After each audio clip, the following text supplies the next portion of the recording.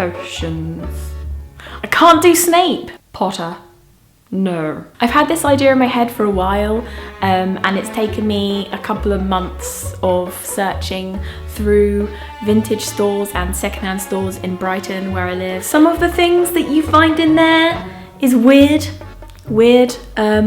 Definitely haunted vibes in a lot of these shops, especially Snoopers Paradise, which is like this big secondhand store where they have so much props and old vintage things and forgotten objects that people have left, and old books, postcards, photos, everything, like old antiques, old cameras, cases. I love just rifling through and seeing what I can find. It's kind of like looking through people's old forgotten memories, things that they've left behind. I think there's so much beauty in old, sometimes broken stuff. I want to know why it's like that. Imperfection is so much more interesting than perfect new stuff to me, because it tells a story, and life would be really boring without stories.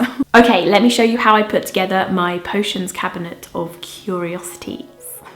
First, I started off with this miniature wardrobe that I found online, and I wanted to add my own tiny shelves into the inside of the wardrobe. So using these tiny bits of wood and some super glue, I just cut them down to size and then filed them down so they were nice and smooth, and glued them to the inside of the doors. When you're using super glue, make sure you hold it against the other surface until it's dry. It takes longer to dry than hot glue, but it's a lot neater and doesn't splurge everywhere. I repeated this process 3 times to make 3 little shelves, because I wanted to fit some different size objects on there. And then I had to paint the cheaper white wood to match the rest of the wardrobe, so I used acrylic paint to do this. Once they were all painted the same colour wood, I just let this dry and I got some little glass domes. These are from eBay, and I wanted to sculpt some little things to go inside them.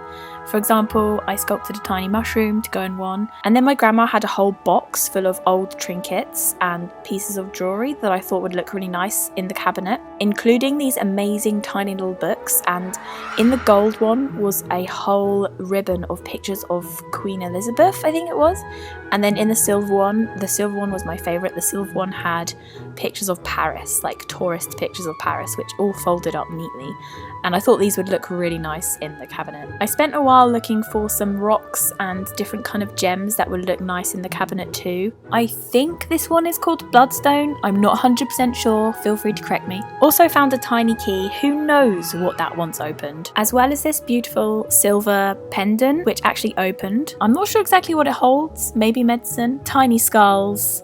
I filled one of my domes with skulls. I'm aware that this is not 100% accurate scale.